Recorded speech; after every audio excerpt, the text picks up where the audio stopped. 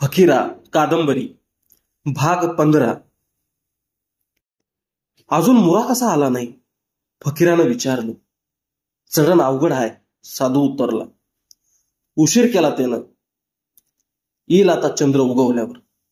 आज कितवी घडी आहे? आज मध्यान्नीला चंद्र उगवत. फकीरा पुढे बोलला नाही. तो पुन्हा विचारमग्न झाला. मुरानं लवकर यावं, सत्तूकडची बातमी कळावी आणि आपण लवकर काय ते निश्चित करून टाकावं म्हणून उत्सुक होऊन तो मुराची वाट पाहत होता. सूर्य मावळून पुष्कळ उशीर झाला होता. डोंगरावर किर्र झाडीत काळोख मी म्हणत होता. वडाच्या झाडाखाली ते सर्व बसून बोलत होते. सर्वांचं लक्ष मुराच्या वाटेकडे लागलं होतं. तो येताच त्यांचं भवितव्य ठरणार होतं. काल रात्री पकडून आणलेले खोत आणि पाटील त्या पडक्या भिंतीआड पडून कानोसा घेत होते. त्यांना हातपाय बांधून तिथं टाकलं होतं. आता आपण जगत नाही याबद्दल त्यांची खात्री होती. आणि शेवटी सर्वच डाव उलटल्यामुळं ते तळमळत होते. दैवानं आपली क्रूर थट्टा का करावी म्हणून ते दैवाला शिव्या देत होते. हे जन्मभर सतावलेले बेरड आता एकदाच सर्व सोड घेणार. आता जे होईल ते सहन करणं यापेक्षा दुसरं काहीच इथं नाही. असा विचार करीत ते दोघे सासरे जावई कणत पडले होते. त्यांचे हात त्यांच्या पाठीवर बांधले होते आणि पाय बांधून दोन कोपऱ्यात त्या प्रत्येकाच्या कमरेला एक एक प्रचंड प्रचंड दगड बांधून एकमेकापासून दूर ठेवलं होतं. त्यामुळे त्यांना काहीच करता येत नव्हतं. जसजशी रात्र उलटत होती तसतसे आपण मरणासमीप जात आहोत असं त्यांना वाटत होतं. रात्री अंधारातच त्यांना आणून त्या देवळात टाकलं होतं. दिवस त्यांनी त्या देवळात पडून काढला होता. बाहेर काय आहे याची त्यांना मुळीच कल्पना नव्हती. परंतु खोतानं धीर सोडला नव्हता. तो अंधारात जगण्याची धडपड करत होता. ज्या दगडाशी त्याला बांधला होता त्यालाच तो हिसके देत बसला होता. बाहेरची हालचाल ऐकू येताच तो गप्प पडून पुन्हा कणत होता. सासऱ्याचं कणं ऐकून पाटील शेवटची घडी मोजीत होता. मध्यान्ह रात्र उलटली आणि खोतानं तो दगड ओढला. दगड जमिनीवर पडला तर आवाज होईल म्हणून त्याला चटकन त्या पडत्या दगडाला पाठ दिली आणि मग हळूहळू त्याला ओढीत तो पाटलाजवळ आला. तो आपल्या दातांनी पाटलाच्या वाद्या कातरू लागला. उंदराप्रमाणे त्याचे हात सोडू लागला. जलद अतिजलद तो कार्य करू लागला. मृत्यू जणू आपल्यापासून दूर जात आहे असं त्याला वाटू लागलं. आणि शेवटी त्याने पाटलाचे हात मुक्त करूनच निश्वास घेतला. आपले तोंड त्याच्या कानाजवळ नेऊन तो म्हणाला, आटपा, माझे हात सोडा लवकर. चंद्र डोंगर चढून आला होता. सर्वत्र चांदणं पडलं होतं. वडाची प्रचंड सावली मावळतीला लांबच्या लांब पसरल्यामुळं देवळा लगतचा तो कडा त्या सावलीनं झाकला होता. आणि त्या सावलीत ते दोघे एकमेकांना मुक्त करीत होते. पाटील सरळ होऊन खोताला सोडू लागला आणि एकदम घोड्यांच्या टापांचा खडखडाट झाला. एकदम घाबरून बाहेरचा कानोसा घेत खोत म्हणाला, हे कोण आला असावा? येऊ दे, आपण कसं निघायचं? रावसाहेब पाटील कुजबुजला आणि खोत म्हणाला, चंद्र वर आलाय, मागच्या माग अंधारात चालूया. मुराला पाहून त्या सर्वांना आनंद झाला. फकीरानं त्याच्या पाठीवर थाप मारली आणि सर्वजण एकत्र जमून सत्तूकडली बातमी ऐकायला उत्सुक होऊन मुराभोवती कडं करून बसले. हळू आवाजात मुरा म्हणाला, कबीरा, चौगुला आणि पवार फौजदारांनी सत्तूला चारी बाजूने कोंडलाय. टकुरा खाजवायला त्याला फुरसत नाही. छावणीकडे सरकण्यासाठी तो धडपडतोय पण काय जमना. तवा गोंधळ्यानं मला निरोप दिला की तुम्ही चला, पवाराला हुलकावणी घेऊ देऊन मी छावणीवर हल्ला करतो, तुम्ही तयार असाल? कवा? फकीरानं मध्येच विचारलं आणि मुरा म्हणाला, तेच तर नक्की नाही. मग आता तो विचार सोडा. फकीरा निराश होऊन म्हणाला, आता आम्हाला हजर झालं पाहिजे. रात्री पंतांची भेट, सर्व लोकांची धरपकड, निखोत पाटील यांना आपण केलेली अटक हे सर्व मुराला सांगून फकीरा म्हणाला, सरकारचा हुकूम आहे की आम्ही 10 जण माणसांनी छावणीवर हजर व्हावं तरच आमची अटक झालेली बायका पोरं मोकळी होतील. 10 जण? मुरा म्हणाला, कोण कोण? फकीरा म्हणाला, मी, मुरा, बळी, हारी, पिरा, सावळी, तायनू, भिवा, खंडू आणि 10वा घोचीकर बळी. पण बळीला अटक झाली. बळीला अटक झाली हे ऐकून मुराला धक्का बसला आणि फकीरा म्हणाला, आता कामाला लागा. सकाळी आपण छावणीवर हजर व्हायचं आणि त्या खोताचा काय तो निकाल लावा. चला. पाटीलनी खोत यांचं नाव निघताच सर्वजण उठले आणि देवळात गेले, परंतु दोघेही तिथे नव्हते. ते दोघे पळून गेल्याचं लक्षात येताच सर्वांना धक्का बसला. सावळा ओरडला, दाजी ते पळालं की. पळतील कसं, फकीरा म्हणाला. मोरा आम्ही हाय, माग वाट नाही. पळा, वाटा रोखा, त्यासनी जिवंत जाऊ देऊ नका. क्षणात धावपळ झाली. चांदण्यात माणसं पळत सुटली. फकीरा अधिकच चिंतातूर झाला. जन्माचा वैरी हाती येऊन गेला हे शल्य त्याच्या काळजात चलू लागलं आणि प्रथम खोताला ठार करीन आणि मग छावणीवर हजर होईल हा विचार त्याच्या मस्तकात मूळ धरू लागला. उशिरानं घमांडीत हवत आला आणि म्हणाला, देवळामागचा कडा उतरताना पडून ते दोघं बी मेलत. निश्वास टाकून फकीरा म्हणाला, ठीक झालं, चला या मनावर साऱ्यासनी. त्यांची मडी आणायची का, घमंडीनं विचारलं. नको, फकीरा उद्गारला. रात्रभर फकीरानं डोकं टेकलं नव्हतं. सकाळी छावणीवर हजर व्हायचं म्हणून त्यानं सारी तयारी केली होती. पहाटेच तो स्नान करून आला होता. स्वच्छ कापड अंगावर घालून आष्टीच्या धोतरानं त्यानं कंबर बांधली होती. सावळा, मुरा, तायनू, पिरा, बळी, भिवा हेही तयार झाले होते. सावळानं शिंग उजळून लखलखीत केलं. शिंग फुंकीत साहेबापुढं हजर व्हायचं असं त्यानं बेत केला. आपल्या बंडखोर जीवनाचा अंत समीप आला याचं सर्वांना दुःख वाटत होतं. या लढाईत कोण हरला आणि कोण जिंकला हा प्रश्न सर्वांच्या जिभेवर नाचत होता आणि शेवटी आपण शरणागती पत्कारली हे त्यांना बोचत होतं. परंतु कसं का असेना आपण मानानं हजर होऊन ही लढाई संपवित आहोत, मार खाऊन नव्हे, याचं त्यांना समाधानही वाटत होतं. सकाळीच फकीरानं साधूला बोलावून पुढं कसं वागायचं हे समजावून सांगितलं. आम्ही हजर झाल्यानं इतरांवर करडी नजर राहणार नाही. मग हळूहळू सर्वांनी आपापल्या घरी जायचं असं सांगून सूर्योदयाला थोडा अवकाश असतानाच तो घोड्यावर बसला. सर्व लोक साधूसह गावापर्यंत आले.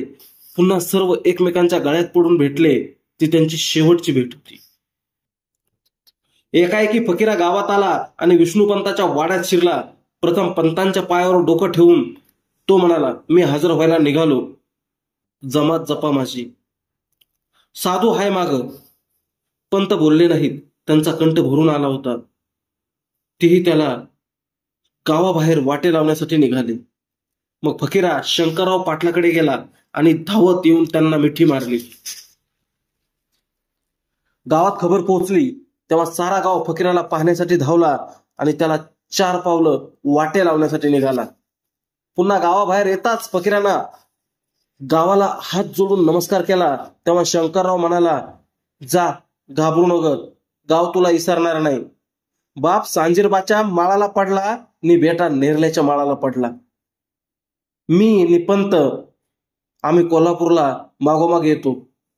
जामीन म्हणून माझं नाव सांग. हे ऐकून फकीराला दुप्पट बळ आलं. तो भरकन गबऱ्यावर बसला आणि सावळानं शिंग फुंकलं. 7 घोडी भरधाव नेरल्याकडे निघाली. गबऱ्या सर्वांपुढे झेपवत होता. छावणीच्या माळाला पुन्हा शिंग वाजलं आणि सारी छावणी हादरली. सर्व लोक बाहेर येऊन पाहू लागले. तोच फकीरा जॉन साहेबाच्या तंबू पुढे येऊन गबऱ्यावरून उतरून सरळ तंबूत शिरला. फकीराला समोर पाहून साहेब विचलित झाला. किंचित चमकून गेला आणि उद्गारला, कोण? फकीरा रानोजी मांग. पुढं साहेब बोलला नाही. कितीतरी वेळ तो फकीराकडे पाहतच राहिला. बाहेर फकीरा आला असा गलका सुरू होता. त्या गलक्यानं साहेब भानावर आला नि म्हणाला, फकीरा बैस. हातातली ती तलवार टेबलावर ठेवून फकीरा म्हणाला, मी हजर व्हायला आलोय. ही बाकीची माणसं 8. आलं लक्षात. साहेब हर्ष भरीत होऊन म्हणाला, हजर होऊन तू मोठं शहाणपण दाखवलं आहेस. ठीक, बैस ना.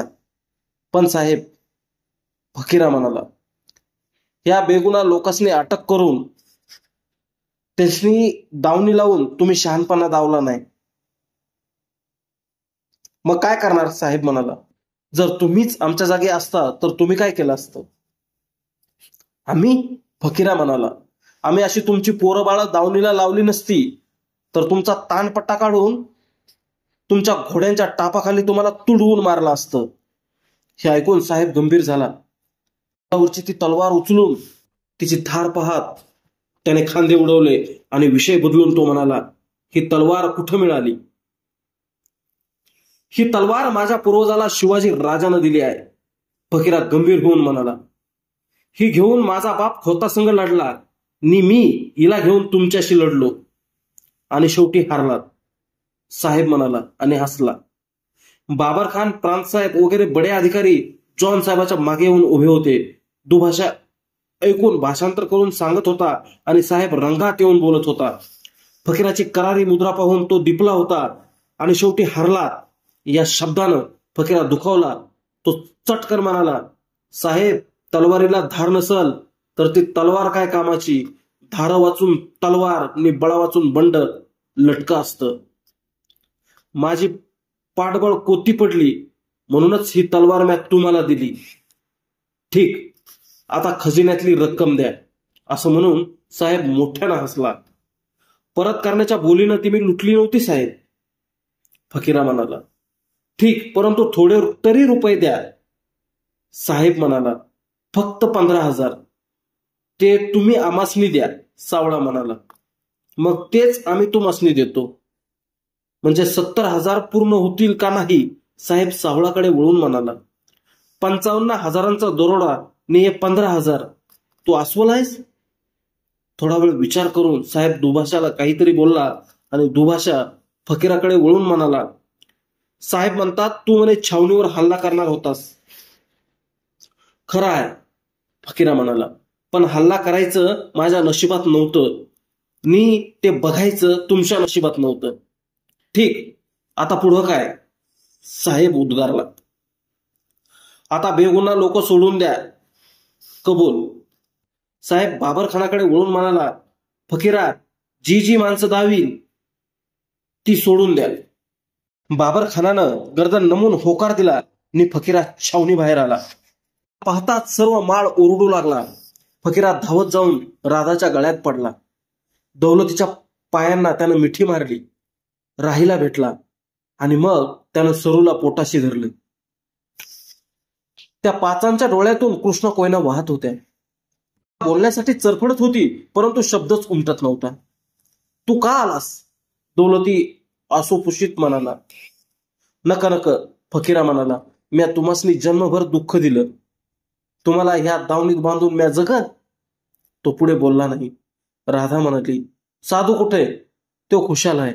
फकीरा म्हणाला, आई, आबा, थोरल्या आई, सरू, तुम्ही काळजी करू नका. आता घरला जावा. साधू हाय, तो सारं बघीत. राधा बोलली नाही. ती भ्रमिष्ठाप्रमाणे फकीराकडे पाहत होती. काही मानेतील कंप आवरीत डोळे टिपीत होती. दौलती बावरला होता. तोच फकीरा बाबरखानाला म्हणाला, या साऱ्या दावणी कापून ही समधी माणसं सोडा, चला. हे ऐकून बाबरखानानं वळून छावणीकडे पाहिलं. जॉन साहेब उभा होता. त्यास बाबरखानानं फकीराची इच्छा सांगितली आणि साहेबानं सर्व लोकांना सोडण्याचा हुकूम दिला. क्षणात एकूण एक माणूस मुक्त झाला. 10 दिशा माणसं पळत निघाली. फकीराची माणसं जागची धरली नाहीत. राधा आणि सरू डोळ्यात प्राण आणून फकीराकडे पाहत होते. साहेब, आता शेवटचा अर्ज. फकीरा साहेबाकडे जाऊन म्हणाला, ही माझी तलवार नि ह्यो घोडा माझ्या आज्याला मिळावा. आम्ही दरवर्षी तलवार पुजतो. ठीक आहे, साहेब उद्गारला आणि फकीराला आनंद झाला. त्यानं ती तलवार नेऊन राधाच्या हातात दिली. पुन्हा तिचे पाय धरले आणि तो साहेबांकडे गेला. सावळा, मुराद, तायनू, हरी, बळी, भिवा हे सर्व आपापल्या बायका पोरांना भेटून बोलत होते. त्यांची शेवटची भेट घेत होते. सूर्य मावळतीकडे निघाला होता. उदास वातावरण माळावर नाचत होतं. 200 लहान मोठी माणसं एका जागी जमून उभी होती. त्या सर्वांना फकीरा, मुरा, हरी, पिरा, तायनू यांनी हात जोडले आणि ते सर्व लोक छावणीत शिरले. ती 200 माणसं गावाकडे निघाली होती. त्यांच्या अंगात चालण्याचं त्राण नव्हतं. सर्वांचे प्राण त्या छावणीत होते. क्षणोक्षणी ती सर्व लांबून वळून पाहत होती, हळहळत होती. सर्वांच्या नेत्रातून आसू वाहत होते. आतापर्यंतची धडपड, ती झुंज, जमातीसाठी दिलेली लढाई, हे सारं सारं आठवून प्रत्येक माणूस म्हणत होता, त्यांनी जबर लढाई दिली. राहीबाईला गबरेवर बसविली होती.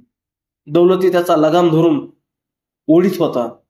राधा तलवार पोटाशी धरून डोळे टिपीत निघाली होती. सरू क्षणोक्षणी परतून पाहत होती. सुनबाई, काय बघता? दौलती खिन्न स्वरात म्हणाला. आता बाबू परत येणार नाही. नका नका तसं म्हणू. राधाच्या काळजात कळ आली. ती दाटल्या आवाजात म्हणाली, काय पाप केलं होतं म्हणून हे सारं मी बघते. बाप त्या माळावर ज्याच्यासाठी पेल्याचा पुडा कमरात खोवून लढत मेला, तोच नेरल्याच्या माळावर आईसाठी मरणाच्या धाडीत शिरला. कुणाला सांगावं नवल? हे सारं आता मनाला सांगूया. दौलती म्हणाला. हाल सांगावं मनाला, नि लाभ सांगावं जनाला. चला. एका लवणातून वर येऊन राधा एकाएकी थांबली आणि एक जुनी आठवण जागी झाली. ती वेड्याप्रमाणे डोळे झाकून विचार करू लागली.